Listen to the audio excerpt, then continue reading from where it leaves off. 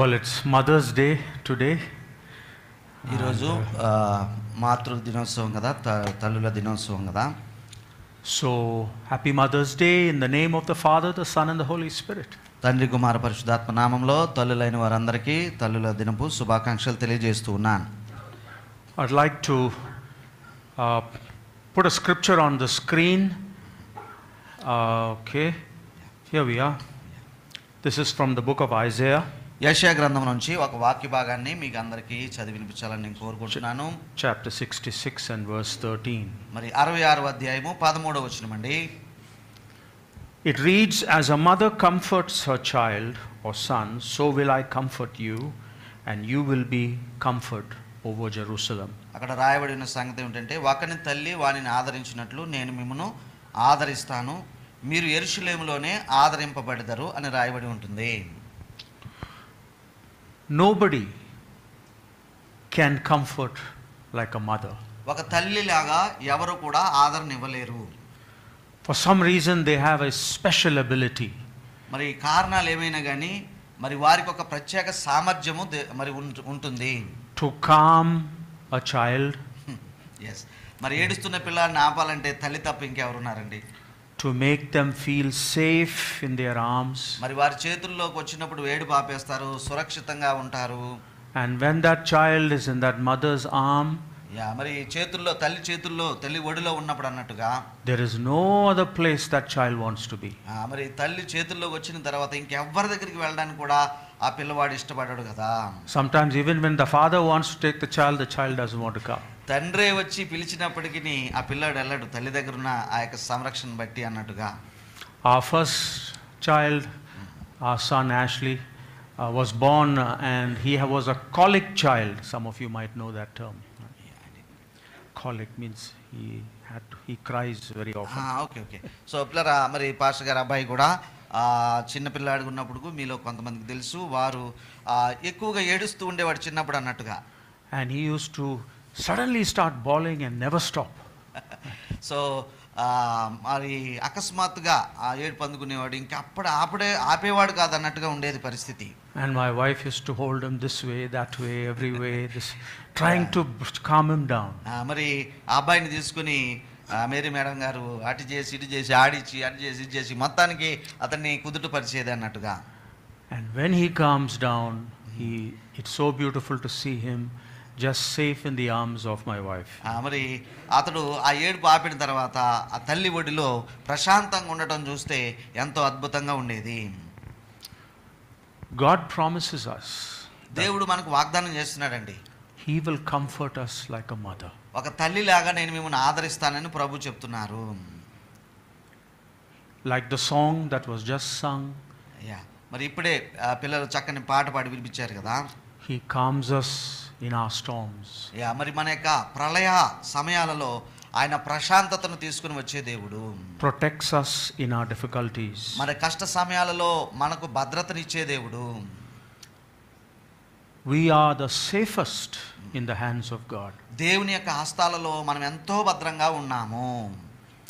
He is the good shepherd. ఆయన మంచి కాపరి అండి. Like Dr. Greg Williams మరి గ్రెగ్ విలియం గారు కూడా ఆ యొక్క విషయాన్ని మనకు తెలియజేసినారు కదా, మంచి కాపరి అనేటువంటి విషయాన్ని. We are the safest in the hands of our good shepherd. ఆ యొక్క గొప్ప కాపరి యొక్క కాపుదలలో హస్తాలలో అన్నట్టుగా మనము భద్రంగా ఉంటూ ఉన్నాము.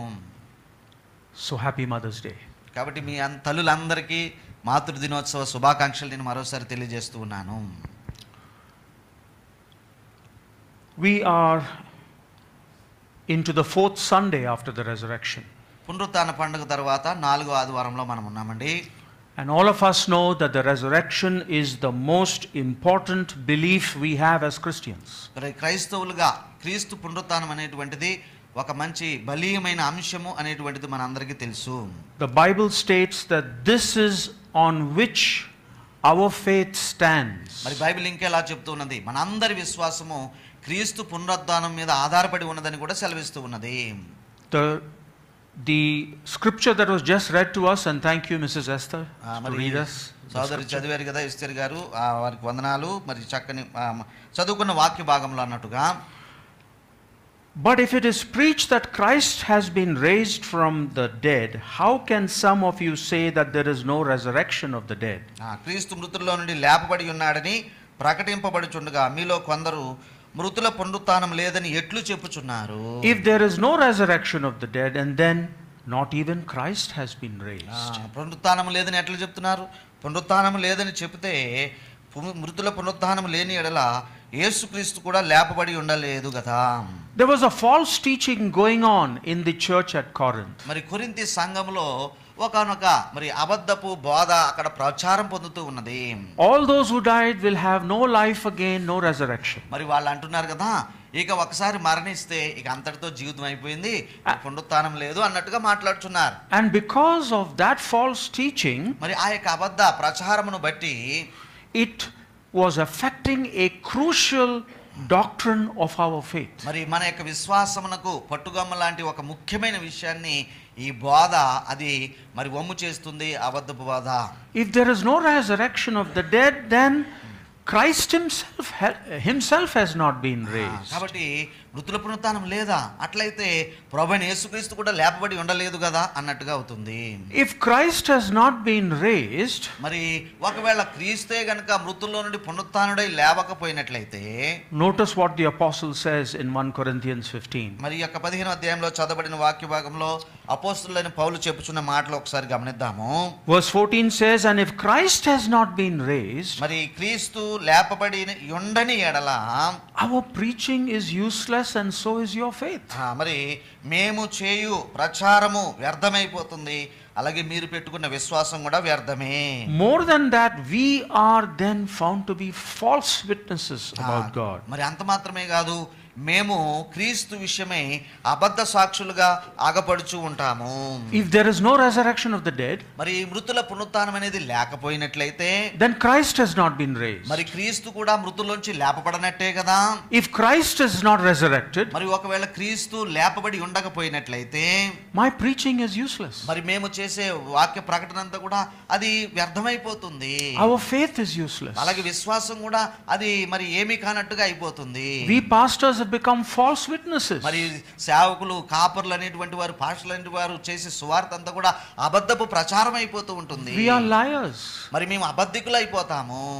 And if we are preaching a lie, మరి ఒకవేళ అబద్ధాన్ని ప్రచారం చేసినట్లయితే, notice what the apostle says. మరి ఇంకా పౌలు గారు చెప్పుచున్న మాటలు ఏమిటో మనం గమనిద్దాము. In verse 7 he says, and if Christ has not been raised, your faith is futile. మరి 17వ వచనంలో క్రీస్తు లేపబడని ఎడల మీ విశ్వాసము వ్యర్థమే. The word futile means useless. వ్యర్థం అంటే మనకు అర్థమవుతుంది కదండి, ఇక ఏమాత్రం ప్రయోజనం లేనిది. And if that faith of ours is useless, చూడండి, ఒకవేళ విశ్వాసము వ్యర్థమైపోతుంది కదా అటువంటి పరిస్థితి అయితే గనక, you and I are still in our sin. ఒకవేళ ఆ విశ్వాసం వ్యర్థమైపోయినట్లయితే మనం ఇంకను మన పాపంలోనే ఉండిపోయినాము. Our sins have not been forgiven. మరి పాపాలు క్షమించబడని పరిస్థితి. And if that is true, ఒకవేళ అదే గనక నిజమైతే, then those who have fallen asleep, or in other words dead, are lost. అలాగే మరి క్రీస్తునందు మృతి పొందిన వారు కూడా నాశనం అయిపోయినట్టే లెక్క. So if this is what people are saying, మరి ఒకవేళ ఆ కొరింథీలో గాని ఉన్న ప్రజలు ఇట్లా చెప్తున్న పరిస్థితి ఉండినట్లయితే, we have no hope of eternal life. మరి ఎవరికి కూడా నిత్య జీవం అనే ఆ యొక్క వాగ్దానం ఉండేది కాదు. And so I would like to pose that question for us. కాబట్టి మరి ఈ సమయంలో అదే ప్రశ్న నేను మీకు వేయాలనుకుంటే, do we believe that Christ was raised from the dead? మరి మన సంగతి ఏమిటండి? ప్రభువైన యేసుక్రీస్తు మరణం నుండి లేచి ఉన్నాడని మనము నమ్ముచున్నామా? Do any one of us have any doubts? మరి ఎవరికైనా అనుమానము ఏమైనా ఉన్నదా? Can you and I prove that Jesus was resurrected? యేసు ప్రభువారు మృతుల్లో నుండి తిరిగి లేచాడని నీ దగ్గర నా దగ్గర మనం రుజువుపరచగలమా? Can we prove he is alive today? మరి ఈ రోజు ఆయన సజీవుడిగా సంచరిస్తున్నాడన్న విషయాన్ని మనము ఎలాగూ దానిని రుజువు చేయగలము? Many people have doubts. మరి చాలా మందికి అనుమానాలు ఉంటాయండి. And they say that maybe Jesus was not raised from the dead. మరి కొన్ని సమయాల్లో అంటారు, ఒకవేళ ప్రభు మరణం నుండి తిరిగి లేవలేదేమో అనే అనుమానాన్ని కూడా వ్యక్తపరుస్తారు. Can we answer those questions అటువంటి వేరే వారు అడిగే ప్రశ్నలకు మన దగ్గర సమాధానం ఉన్నదా? I want to bring up some of those questions. ఇలా అటువంటి వేరే వారు లేవనెత్తే కొన్ని ప్రశ్నలు మీ దృష్టికి తీసుకుని వస్తాను. And we want to find the answer for that. మరి అటువంటి ప్రశ్నలను ప్రస్తావించుకొని వాటికి జవాబులు ఏమై ఉన్నవో కూడా నేను చెప్పబోతున్నాను. But more importantly, అయితే దానికంటే ప్రాముఖ్యముగా I want to personalize చూడండి the resurrection of Jesus in our lives. మరి ఆ ప్రశ్నల జవాబుల కంటే ముఖ్యముగా యేసుప్రభు మృతుల్లో నుండి లేచాడన్న విషయాన్ని వ్యక్తిగతంగా నీవు నమ్మి దాన్ని అనుభవించాలని నేను కోరుకుంటున్నాను. Can you and I show in our lives that Jesus is alive? నీ జీవితంలో నా జీవితంలో ప్రభువైన యేసుక్రీస్తు నిజంగా లేచాడనే సాక్ష్యం ఏమన్నా కనబడుతుందా? It's a very important question for us. ఇది ఒక ప్రశ్నగా మనం సంధించుకుంటే అతి ముఖ్యమైన ప్రశ్నగా ఉంటుంది. So let's look at some of the doubts and the questions. మరి ఆ లోకంలో ప్రచారంలో ఉన్న కొన్ని ప్రశ్నలు లేదంటే అనుమానాలు మనం ప్రస్తావించుకుందాం. And then we'll see how we can answer that. మరి వాటికి జవాబులు కూడా వాక్య ప్రకారంగా మనం చూడబోతూ ఉన్నాము. Here is the first question or doubt that is raised. మరి మొట్టమొదటిగా ఇటువంటి ప్రశ్న మనము మరి వింటూ ఉంటాం. Jesus was only unconscious. In other words, he did not die and he was later revived. మరి ఒక ప్రశ్న ఒక అనుమానం ఏమిటంటే పిల్లల లోకంలో యేసు ప్రభు వారు స్పృహ కోల్పోయాడు, తర్వాత స్పృహలోనికి వచ్చి తిరిగి బ్రతికేశాడు అంటూ ఉంటారు. Do you know some people actually believe that Jesus didn't die? He came down from the cross and he came to Kashmir. మరి కొంతమంది ఇలా కూడా చెప్తారు కదా, యేసు ప్రభు వారు సిలువలో చనిపోలేదు, ఆయన చనిపోయినట్టుగా అయ్యి తర్వాత దిగొచ్చేసి భారతదేశానికి కాశ్మీర్ దాకా కూడా వచ్చాడు అని నమ్మేవారు చాలా మంది ఉంటున్నారు. And some people believe he became a yogi in Kashmir. మరి కాశ్మీర్కి వచ్చి అక్కడ ఒక సన్యాసిలాగా ఆ యొక్క యోగా నిద్ర చేశారు లేదంటే యోగా చేశారు అన్నట్టుగా కూడా చెప్తూ ఉంటారు. How do we answer this question or this doubt? మరి ఈ యొక్క డౌట్ని, ఈ యొక్క అనుమానాన్ని మనము ఎలాగూ ఎదుర్కోవాలి లేదంటే ఎలాగూ మనము దానికి జవాబు చెప్పాలి? Let us look at the fact. మరి నిజమేమిటో వాక్యం నుంచి చూద్దామండి. The Gospel of Mark 15 says, mark సువార్త 15వ అధ్యాయంలో ఇలాగ రాయబడి ఉన్నది. Pilate was surprised to hear that he was already dead. పిలాతు అనేటువంటి అధికారి పిల్లరా ఆయన ఇంతలోనే చనిపోయేనా అని ఆశ్చర్యపోతూ ఉన్నాడు. Summoning the centurion, he asked him if Jesus is already dead. మరి ఆశ్చర్యపడి ఒక శతాధిపతిని తన యొద్దకు పిలిపించి మరి దానిని రుజువు చేయమని కోరుతున్నాడు. When he learned from the centurion that it was so, he gave the body to Joseph. 45వ వచనంలో శతాధిపతి వలన సంగతి తెలుసుకుని యోసేపునకు ఆ శవమును అప్పగించెను. Can we doubt what the apostle Mark wrote? మరి యొక్క మార్కు సువార్త గ్రంథకర్త రాసిన విషయాన్ని, మరి ఇక్కడ రాయబడిన విషయాన్ని మనం అనుమానపడాలండి. Was he fooling us? మరి ఆయన మనకి ఏమన్నా మభ్యపెడుతూ ఉన్నాడా? Is he saying what is true? మరి మార్కు చెప్పేది నిజమేనంటారా? Pilate is confirming that Jesus was dead. మరి పిలాతు అనేటువంటి యొక్క గవర్నర్ గారు ఏం చేస్తున్నాడంటే ఆయన నిజంగానే చనిపోయినట్టుగా రుజువు పరుచుకుని నిర్ధారణ పరుచుకుని తర్వాత పనులు చెప్తున్నాడు. And the body was handed over to Joseph of Arimathea. అరిమథెయ యోసేపు అనేటువంటి ఒక వ్యక్తికి యేసు ప్రభు వారి యొక్క పార్థివ దేహాన్ని ఆ పిలాతు గారు అప్పగిస్తూ ఉన్నాడు. So this question has no meaning. కాబట్టి ఈ ప్రశ్న అసమంజసం, అసలు అది ప్రశ్న లేకనే ఉండటానికి వీల్లేదు. Let's look at the second doubt. ఇంకొక అనుమానాన్ని చూద్దామండి. The woman made a mistake and went to the wrong tomb. ఆ యొక్క చీకటిలో అన్నట్టుగా ఈ సమాధి దగ్గరికి పరిగెత్తుకుని ఒక స్త్రీ వెళ్తుంది కదండి, ఆమె వేరే వారి సమాధి దగ్గరికి వెళ్ళింది, తప్పు సమాధి దగ్గరికి వెళ్ళింది అంటారు. The story is that early on the third day the women went to the grave to anoint the body. మరి కొందరు స్త్రీలు ఆదివారం అనగా 3వ రోజున ఆయన శరీరానికి కొన్ని సుగంధ ద్రవ్యాలు పూయాలని తెల్లవారుజామునే వెళ్తారు కదండి, ఆ సందర్భం అన్నమాట. In the darkness they didn't know which tomb, so they went to the wrong tomb. మరి ఆ యొక్క తెల్లవారుజామునే వెళ్ళారేమో, ఇంకా చీకటిగా ఉన్నది, వారు వేరే వారి యొక్క సమాధి దగ్గరికి వెళ్ళిపోయారు అనేటువంటి ఒక ఆపోహ. And so the story is there was no body because it was a wrong tomb. చూడండి, అది అది అసలు ఒక సమాధి లాంటిదే కాదు, అది వేరే తప్పు సమాధి కాబట్టి అక్కడ శరీరం లేదు అంటున్నారు. How do we answer this doubt? మరి ఈ యొక్క ఆపోహను మనం ఎలాగూ కొట్టగలము, లేదంటే జవాబు చెప్పుకొనవచ్చును? Again, let us go to the Gospel of Matthew. మరి మత్తయి సువార్తలో ఒక వచనాన్ని మనం చదివితే దీనికి సమాధానం మనకు దొరుకుతుంది. Joseph took the body, wrapped it in a clean linen cloth. యోసేపు గారు ఏమండి ఆ యొక్క శరీరాన్ని తీసుకుని ఆ యొక్క గుడ్డలో చుట్టి పాతి ఆ యొక్క శవం చుట్టినాడు. And placed it in his own new tomb that he had cut out of the rock. చూడండి, ఆయన తన కొరకు తొలిపించుకొనిన ఏమండి ఒక సమాధిలో ఆయనను పెడుతూ ఉన్నాడు. He rolled a big stone in front of the entrance to the tomb and went away. మరి ఒక పెద్ద రాయిని తీసుకొని ఆ యొక్క సమాధి ద్వారానికి ఉంచేసి ఆయన వెళ్ళిపోయాడు. And here is the very important answer to the question. మరి ఇక్కడ ఒక మంచి యొక్క జవాబు ఈ ప్రశ్నకు మనకు దొరుకుతూ ఉందండి. Mary Magdalene and the other Mary were sitting there opposite the tomb.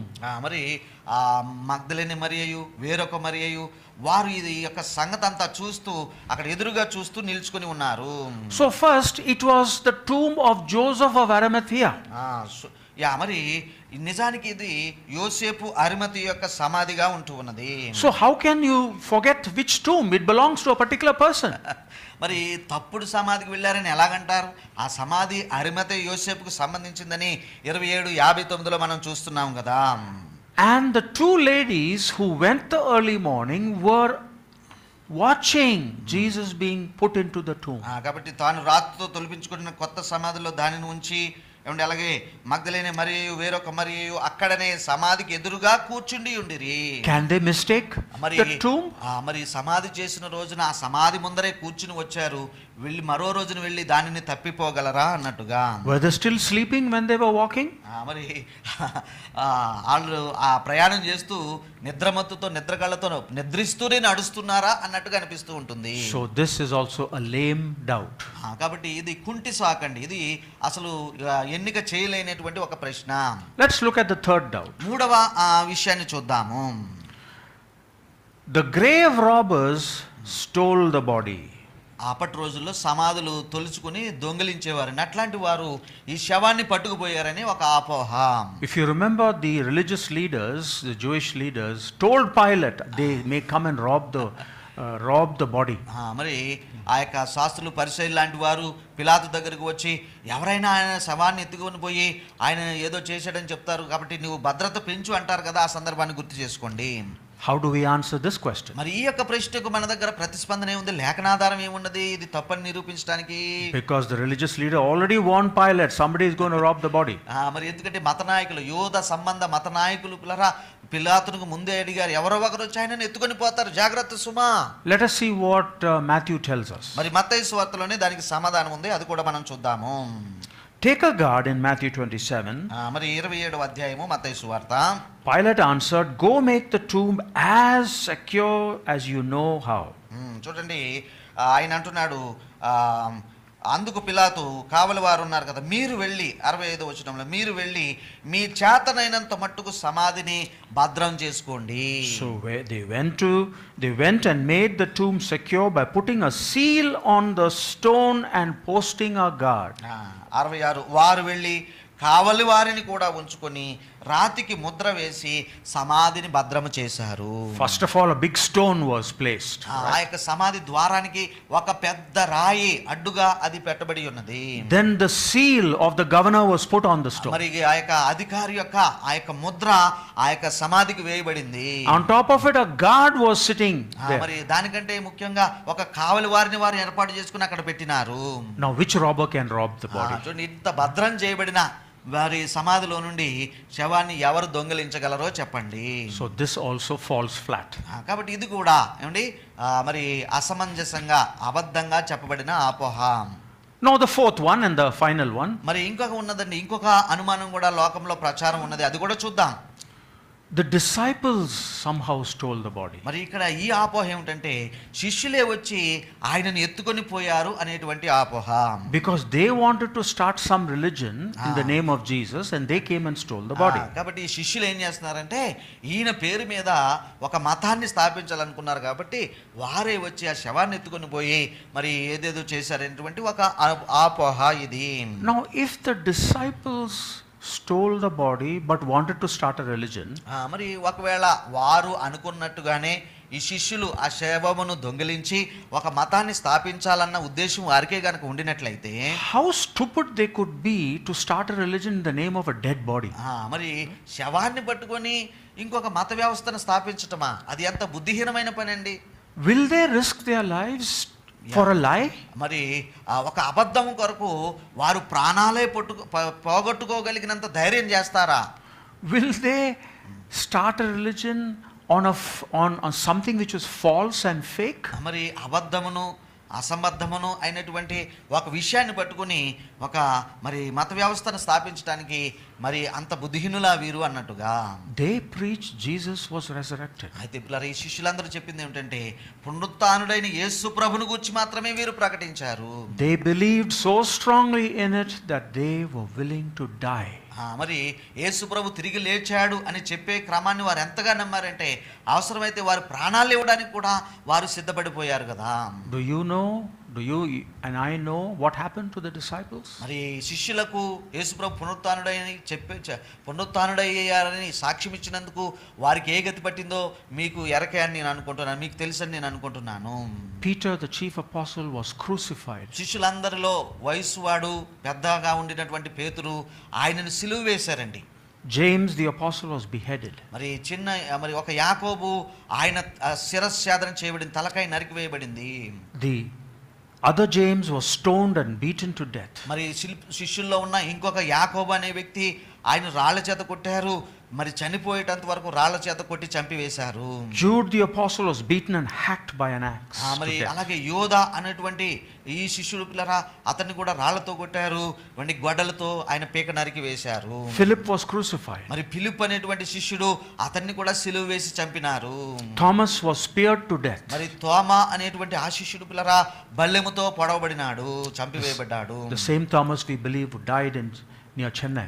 మరి తోమా గారిని ఏమండి మరి విచారకరంగా మన భారతదేశంలోనే మరి చెన్నై పట్టణంలో వారు బల్లెము చేత పొడిచి చంపేవారని మరి మనం తెలుసుకుంటున్నాము. Simon was killed by the sword. మరి సీమోన్ అనేటువంటి మరొక శిష్యుడు ఆయనను కూడా మరి ఖడ్గం చేత చంపినారు. Bartholomew was crucified. మరి బర్తలోమయి అనేటువంటి ఈ శిష్యుడు కూడా ఆయనను సిలువ వేసినారు.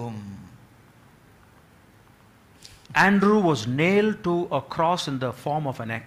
ఆంద్రే అనేటువంటి శిష్యుడు ఏమంటే ఎక్స్ ఆకారంలో అతనిని సిలువకు వేసి మేకులు కొట్టి చంపినారు. Both Matthew and Matthias were crucified. మరి మత్తయి అనేటువంటి ఆయన మత్తయి అనేటువంటి మరొక శిష్యుడు వీరిద్దరు కూడా సిలువ వేయబడి చంపివేయబడినారు, హతసాక్షులైనారు. The apostle John was the only one who died a natural death. మరి అపోస్తలుడైన యోహాను మాత్రమే ఏమండి శిష్యుల్లో యోహాను మాత్రమే మరి స్వాభావికంగా మరి అతడు మరణము చెందినాడు. Stephen was stoned to death. మరి స్టెఫెను అనేటువంటి భక్తుడు కూడా పిల్లరా అతడు రాళ్ల చేత కొట్టి చంపివేయబడ్డాడు కదా. Paul was beheaded. పౌలు గారి యొక్క శిరస్సుము మరి నరికివేయబడింది. Can these people die for a lie? మరి ఇట్లా ఎంతో మందిని గురించి మనం చూసాము, హతసాక్షులైనారు. అబద్ధము కొరకు వీరు హతసాక్షులు అవుతారా? If they stole the body, can they preach that Jesus is alive and actually die for it? మరి వాళ్ళే గనక శవాన్ని దొంగిలించుకొని పోయి దాచిపెట్టి ఉంటే మరి వాళ్ళు ఈ అబద్ధము కొరకు తమ ప్రాణాలు అర్పించి ఈయన నిజంగా లేచాడని ఎట్లా చెప్పగలుగుతారు? None of the doubts and questions stand the test of the fact. నిజాన్ని బట్టి బేరీజు వేస్తే పిల్లరా ఈ ఆపోహలన్నీ తేలిపోతున్నాయి, అబద్ధాలన్నీ అవి కొట్టివేయబడుతూ ఉన్నాయి. We can prove that Jesus Christ has been resurrected. పిల్లరా మనము కూడా ప్రభువైన యేసుక్రీస్తు నిజంగా తిరిగి లేచాడన్న రుజువును మనము కూడా చెప్పవచ్చును. Do you and I believe that? మరి అయితే నీవు నేను అది నమ్మగలిగి ఉండాలి, నమ్ముచున్నామా పరిశీలన చేసుకోవాలి. Do you and I believe that Jesus is alive today? మరి ఈ రోజున ప్రభువైన యేసుక్రీస్తు సజీవుడు అన్న విషయాన్ని నీవు నమ్మగలుగుతున్నావా? Can Jesus Christ's presence be felt in our lives? మరి ఆయన సజీవుడై ఉన్నాడన్న ఆ యొక్క అనుభవాన్ని మనము మన వ్యక్తిగత జీవితాల్లో అనుభవించగలిగే పరిస్థితిలో మనం ఉండాలి. Can others see Christ in our lives? మరి క్రీస్తు నిజంగా సజీవుడు అనే చెప్పే సాక్ష్యాన్ని మన జీవితంలో ఇతరులు చూడగలుగుచూ ఉన్నారా? Can we prove through our lives that Jesus is alive? మన జీవితాన్ని చూసిన వారు నిజంగా వీరు దేవుడైన యేసుక్రీస్తు నిజంగా సజీవుడు అని చెప్పగలుగుతూ ఉన్నారా? I want to go to a verse which we know, and I want to show how we can prove that Jesus is alive by our lives. మన జీవితాలలో ప్రభువైన యేసుక్రీస్తు ఎలాగూ సజీవుడిగా ఉండగలడో అనే దానికి మనందరికీ పరిచయమైన ఒక వాక్య భాగాన్ని మీకు చూపించి నేను ముందుకు వెళ్తాను. John chapter 13. యోహాను సువార్త 13వ అధ్యాయంలో Jesus says, మరి ప్రభువైన యేసుక్రీస్తు వారు ఇలాగ అంటున్నారండి, a new commandment I give you. ఒక నూతన ఆజ్ఞను నేను మీకు ఇస్తూ ఉన్నాను. Love one another as I have loved you. నేను మిమ్మల్ని ప్రేమించిన ప్రకారము మీరును ఒకరినొకరు ప్రేమింపవలనే క్రొత్త ఆజ్ఞ మీకు ఇస్తున్నాను. So you must love one another. కాబట్టి మీరు ఒకరినొకరు ప్రేమింపవలసిందే. By this, yes, everyone will know.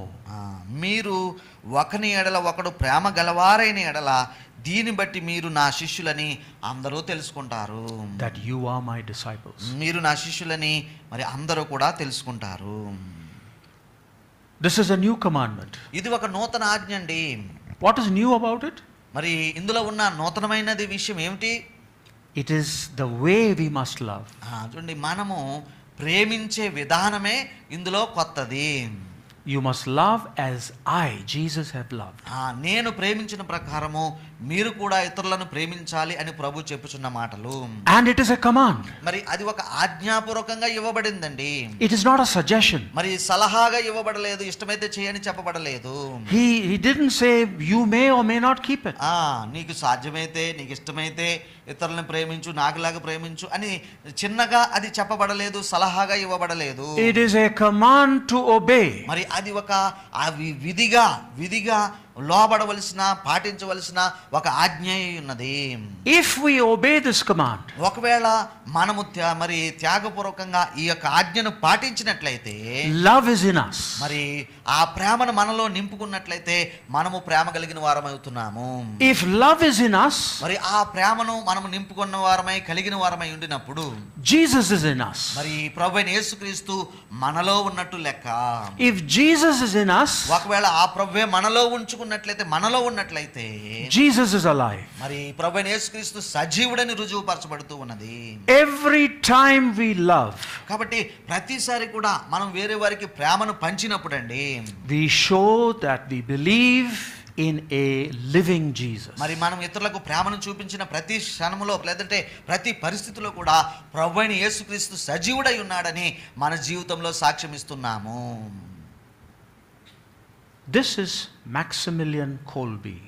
Maximilian Kolbe అనే ఈ వ్యక్తిని చూడండి. He was a Catholic priest. మరి అతడు కథోలిక సమాజానికి చెందిన ఒక యాజకుడు. He was living in the country of Poland. Poland దేశస్థుడు, నిజానికి అక్కడ నివసిస్తూ ఉన్నాడు. His country was occupied by the German Nazi forces. మరి ఆ యొక్క దేశంలో ఉన్నప్పుడు ఆ నాజీ సైన్యం వారు, జర్మనీ సైన్యం వారు అతన్ని బందీగా పట్టుకున్నారు. He was captured by the Nazis. మరి ఆ నాజీ సైనికులు, జర్మనీ వారండి, ఇతన్ని బందీగా తీసుకున్నారు. He was put in a concentration camp. మరి ఆ యొక్క కాన్సంట్రేషన్ క్యాంప్ అని ఆ యొక్క వారందరినీ ఒకే స్థలంలో ఎక్కువ మందిని బంధించి ఉంచారు. One day in that camp some people escaped. మరి ఆ యొక్క క్యాంపులో బంధించిన స్థలంలో నుండి కొంతమంది తప్పించుకొని పోయారంట ఒక రోజున. They caught all the rest of them and said, if you don't tell us who are the ones who escaped, we are going to kill somebody. మరి ఆ యొక్క గుంపులో, బందీ చేయబడిన గుంపులో మిగిలిన వారు ఉంటారు కదా, వారిని నిలదీశారు. పారిపోయిన వారు ఎక్కడికి పోయారో ఎవరెవరో చెప్పకపోతే మీ సంగతి ఉంటుందని బెదిరించారు. Nobody came forward to say. మరి ఎవరు కూడా ముందుకు వచ్చి ఒక్క మాట పలకలేదండి. So the officers caught one man and pulled him to the ground and said, "We're going to kill him." మరి మీరు చెప్పరా ఒక ఆయన్ని తీసుకున్నారు, నేల మీద గుచ్చారు, పడేశారు, ఇతన్ని చంపేస్తాం చెప్పండి అంటున్నారు. That man said, "Please have mercy on me. I have a family. Please don't kill me." మరి ఆ వ్యక్తి అంటున్నాడు, అయ్యా నన్ను క్షమించండి, నన్ను విడిచిపెట్టండి, నాకు భార్య బిడ్డలు ఉన్నారు, నన్ను దయచేసి విడిచిపెట్టండి అంటూ ఉన్నాడు. Suddenly Maximilian Kolbe came forward and said, "I will die for this man." మరి ఆ క్షణంలో ఈ మ్యాక్సిమిలియన్ కొల్బీ గారు ముందుకు వచ్చారు. ఆయన ఏమంటున్నాడంటే, ఆయన వదిలిపెట్టండి, ఆయన తరపు నేను చనిపోతాను అంటున్నాడు. I don't know what went through his mind. మరి ఆ క్షణంలో ఈ మ్యాక్సిమిలియన్ గారి మనసులో ఏ ఆలోచనలు వచ్చాయో నాకు తెలియదు. Maybe he remembered the verse from John 15. మరి ఈ యొక్క యోహాను సువార్తలో మనం చదువుకున్న వాక్య భాగము అతని యొక్క జ్ఞాపకానికి వచ్చిందేమో బహుశా. Greater love has no one than this. మరి ఇంతకంటే ఎక్కువగా ప్రేమించువాడు ఎవడునూ లేడు. ఎవడంటే యోహాను 15లో ఉంటుంది, to lay down one's life for one's friend. మరి తన స్నేహితుని కొరకు ప్రాణం పెట్టువానికంటే ఎక్కువైన ప్రేమ కలిగిన వాడు ఎవడునూ లేడు అనేటువంటి వాక్యము యోహాను 15లోనిది. బహుశా అతనికి జ్ఞాపకం వచ్చిందేమో. Maximilian Kolbe showed Jesus is alive in him. మరి ఈ మ్యాక్సిమిలియన్ గారు పిల్లరా తన సాక్ష్య జీవితాన్ని బట్టి ఆ ఉదయకాలంలో తనలో యేసు ప్రభు సజీవుడిగా ఉన్నాడన్న విషయాన్ని ఆయన చెప్పకనే చెప్పినాడు. By showing his love for a poor man who was to be killed, he was showing Jesus is alive in him. వేరే ఒక భేద వ్యక్తి మరి అభ్యర్థిస్తున్న వ్యక్తి చనిపోవలసి ఉండింది, కానీ అతని స్థానంలో ఈయన చనిపోయడానికి ఒప్పుకున్నప్పుడు యేసుక్రీస్తు సజీవుడైన విషయాన్ని ఈ యొక్క మరి యాజకుడు చూపిస్తున్నాడు. In the midst of misery, ఏమండి కష్ట నష్టాల సమయంలో, కన్నీటి దుఃఖ సమయాలలో, in the midst of starvation, మరి కరువు కాటకాల సమయాలలో, in the midst of suffering, మరి బాధ శ్రమ గుండా వెళ్ళుచున్న సమయాలలో Maximilian Kolbe showed Jesus is alive. ఈ యొక్క మరి మ్యాక్సిమిలియన్ గారు యేసు ప్రభు ఇంకా సజీవుడు అన్న విషయాన్ని ఆయన రుజువు పరిచాడు. And so, brethren, కాబట్టి ప్రియ సహోదరి సహోదరులారా, how are you and I showing that Jesus is alive in us? మరి మనలో ప్రభువైన యేసుక్రీస్తు సజీవుడిగా ఉన్నాడని మనము ఏ రీతిగా ఇతరులకు చూపించగలుగుతూ ఉన్నాము? Is there love of Christ in our homes? మన ఇంటిల్లో, మన గృహాలలో క్రీస్తు ప్రేమను మనం కలిగి ఉంటున్నామా? Then Christ is in our homes. మరి క్రీస్తు మన ఇళ్లలో ఉండగలుగుతూ ఉన్నాడా? Christ is alive in our homes. మరి క్రీస్తు మరి గృహాలలో సజీవుడిగా ఉంటాడు. క్రీస్తు ప్రేమ మన గృహాల్లో ఉన్నప్పుడు Is there love in our church? మరి సంఘంలో ప్రేమను చూపించగలుగుతూ ఉన్నామా? Then Christ is in our church. మరి అలా చూపించగలిగిన నాడే క్రీస్తు మన సంఘంలో ఉన్నట్టు లెక్క. Christ is alive in our church. మరి క్రీస్తు మన సంఘంలో సజీవుడిగా సంచరిస్తున్నాడని అప్పుడే చెప్పబడుతూ ఉంటుంది. Is there love of Christ in our relationships with one another? మరి ఇతరులతో సంబంధ బాంధవ్యాల విషయంలో క్రీస్తు ఉన్నాడని మనం చెప్పగలమా? క్రీస్తు ప్రేమను మనం కలిగి ఉంటున్నామా? Do we allow the love of Christ to direct our relationships? మరి క్రీస్తు ప్రేమతో మన సంబంధ బాంధవ్యాలను ఒకరితో ఒకరు కలగలుపుగా ఉండటం అనే విషయాన్ని మనం చేయగలుగుతూ ఉన్నామా? Then Christ is in our relationship and Christ is alive. ఆ సంబంధాలలో అటువంటిగా ఉన్నప్పుడే క్రీస్తు మనతో ఉన్నాడని, క్రీస్తు సజీవుడిగా ఉన్నాడని ఆ సంబంధాలలో అటువంటిప్పుడే మనం చెప్పగలము. When you and I are treated badly, మరి ఎవరైనా మనల్ని అకారణంగా నిందించినప్పుడు, unfairly, మరి కారణమేమీ లేకుండా దూషించినప్పుడు, when we want to take revenge, మరి మనకేమో ప్రతీకారం తీర్చుకోవాలని కోపం వస్తూ ఉంటుంది. do we show love? మరి ఆ సందర్భంలో ప్రేమను చూపించగలుగుతున్నామా? Then Jesus is alive in our hearts. అలాంటప్పుడు ప్రేమను చూపించగలిగితే మన హృదయాల్లో ప్రభు సజీవంగా ఉన్నాడని అర్థము. Jesus is alive. మరి సజీవుడిగా ఉండటము, క్రీస్తు ఉన్నాడనియు సజీవుడిగా ఉన్నాడనియు దాని అర్థమై ఉంటూ ఉన్నది. Brothers and sisters, as we leave the church today, మరి కాబట్టి ప్రియమైన సహోదరి సహోదరులారా, ఉదయకాలం ఆరాధన చేసుకున్నాము. మన గృహాలకు వెళ్ళే సమయంలో you and I, మరి నీవు నేను కూడా are the gospel of Jesus Christ. మరి ప్రభువైన యేసుక్రీస్తు వారి యొక్క సువార్తగా మనమే ఉండాలి అన్నట్టుగా. You and I are the kingdom of God. మరి నీవు నేనే దేవుని రాజ్యాన్ని మోసుకొని పోయే వారంగా దేవుని రాజ్యమై ఉండాలన్నట్టుగా. Because Christ is in us. ఎందుకంటే నీవు నేను దేవుని రాజ్యం, ఎందుకంటే క్రీస్తు మనలో సజీవుడై ఉన్నాడు గనుక. And Christ is alive in మరి us. క్రీస్తు మనతో ఉన్నాడు, మనలో ఉన్నాడు గనుక దేవుని రాజ్యము నీవే నేనే అయి ఉన్నాము. If we are spreading the good news about Jesus, మరి కాబట్టి ప్రభువైన యేసుక్రీస్తును గురించిన శుభ సమాచారం ఏమిటని మనం అడిగినట్లయితే, and sharing the love of Jesus Christ, మరి క్రీస్తు ప్రేమను ప్రకటించడానికి మనము ఉపక్రమించినప్పుడు లేదంటే ప్రయత్నించినప్పుడు ప్రారంభించినప్పుడు, it proves that Christ is alive. మరి దాని అర్థం ఏంటంటే క్రీస్తు మనలో సజీవుడై ఉన్నాడని అర్థము. May God grant you and me the strength to believe that Jesus is alive. కాబట్టి క్రీస్తు ఇంకను నాలో సజీవుడుగా ఉన్నాడు అని నమ్మగలిగిన ఆ యొక్క శక్తిని, బలాన్ని ప్రభువైన దేవుడు మనకు అనుగ్రహించాలని నా ప్రార్థన. And may God grant us the strength to show to the world that Jesus is alive in us. మరి మనలో క్రీస్తు సజీవుడుగా ఉన్నాడు అనేటువంటిది లోకానికి చూపించగలిగే శక్తి ప్రభు మనకి ఇవ్వాలనేది నా ప్రార్థన. So we will now have the communion together. కాబట్టి ఈ సమయంలో మనము ప్రభు బలలో పాలు పంచుకుందాము. Yeah.